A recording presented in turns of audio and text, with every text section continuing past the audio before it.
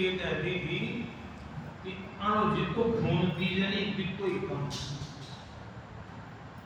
नाक में दम कर डोला बिना कारण अशांति लड़ाई झगड़ों परेशान करना।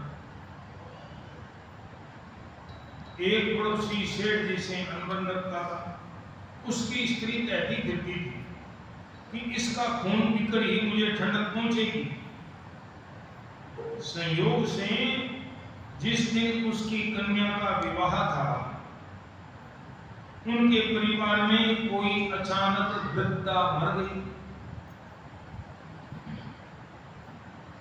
घर के सभी लोग दाह क्रिया में शमशान चले गए।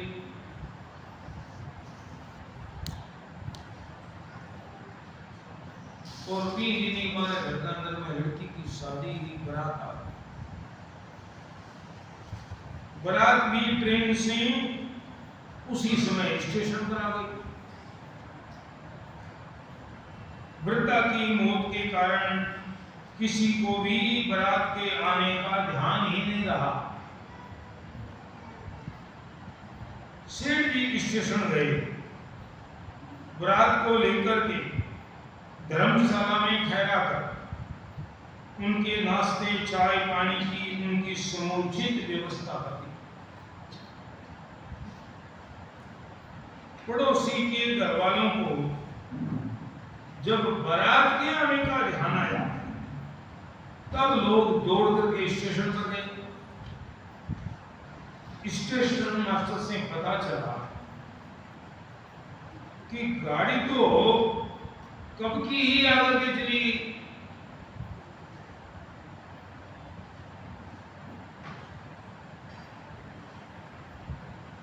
फिर बारात का पता करने लगे कि भी ट्रेन में तो बारात आने की बात थी, और स्टेशन पर तो एक भी बाराती कौन बाराती करके आ गया। किसी ने उन्हें बताया कि एक बारात अमुक धर्मशाला में ठहरी है। धर्मशाला में जाकर जब उस पड़ोसी ने वहां की व्यवस्था देखी तो आश्चर्य में पड़ गया कि आखिर यह सब व्यवस्था किसने की है। जयदयाल गोयनका जी का नाम सुनते ही उसके तो होश ही उड़ गए। तुरंत जाकर सेठ जी से माफी मांगने लगा।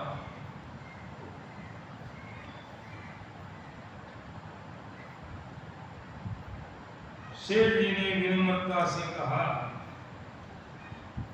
कि यह तो मेरा कर्तव्य था।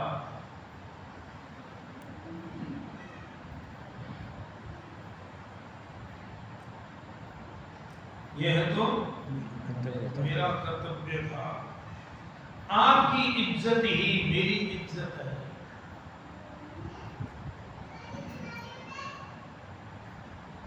मैंने तो अपना काम किया है, कोई आपका उपकार थोड़ी किया।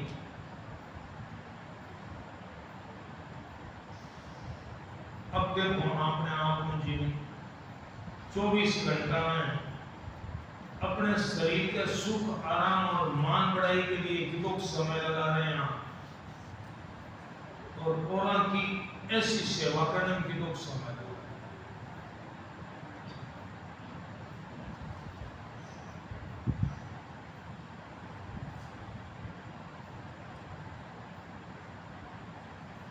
अभी श्याम भाई सुन रहे हो, मलकुपेटाधीश्वर राजेंद्र दास जी ने वे के लिए सामान्य सेवा करने के लिए मनुष्य जन्म नहीं मिला, परम सेवा करने के लिए मिला। ना खुद जन्म मरण में जाए और ना कोई किसी और को जन्म मरण में जाने दे, ऐसी सेवा। भले इसी सेवा किया था, भले जब पता लग जाए कि इसके प्राण शांत होने वाले हैं तो उसको भगवान का नाम सुना, भले कैसा ही जीवन बिताया उसने, अंतिम समय में भगवान नाम सुना लोगे तो वह भगत धाम चला गया, वैकुंठ का अधिकारी। ये परम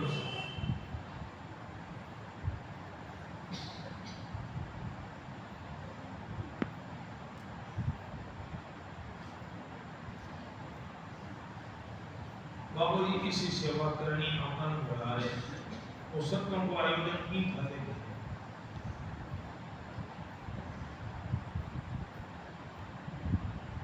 इनकी समझ नहीं आई है तो आप बात करो, लेकिन अब दृढ़ से करो कि आपनो जीवन आपने सुख आराम और मान बढ़ाई करना।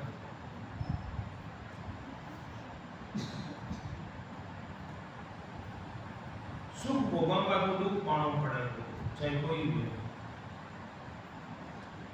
बाबू जी क्या करता सुख की एक भी क्रिया फ्री होगी ध्यान रखिए हिसाब तो पाना पड़ेगा।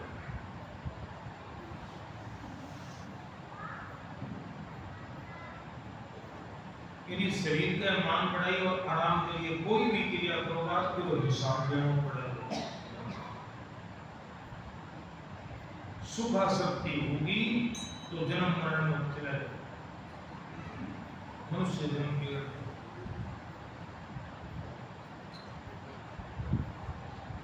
भजन को आपा भी गमा न भरत जो करे हमसे हम उनसे प्यार करें जो चाहे हमारा बुरा उनका सत्कार करें। जीवन सुख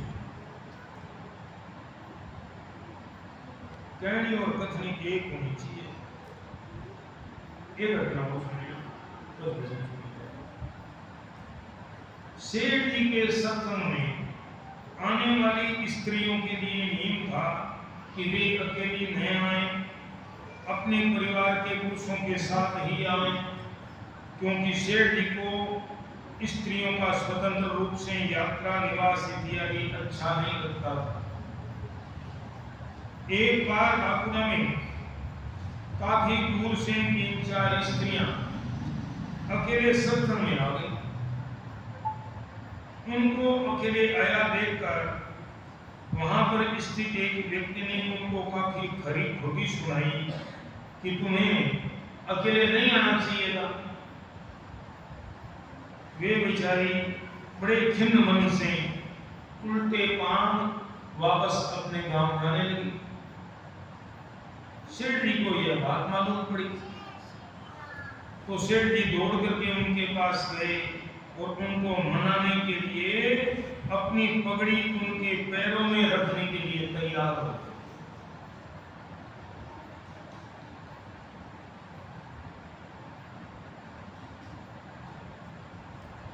सेठ जी दौड़कर उनके पास गए और उनको मनाने के लिए अपनी पगड़ी उनके पैरों में रखने के लिए तैयार हुए। ऐसा अनोखा प्रेम व व्यवहार देख करके वे स्त्रियां प्रसन्न हो गई। सेठ जी ने उनको खूब प्रेम से भोजन करा करके फिर वापस भेज दिया। साथ ही अपने साथ के सत्संगियों से बोले कि कोई अतिथि मेरे घर से अप्रसन्न होकर चला जाए यह संभव नहीं है।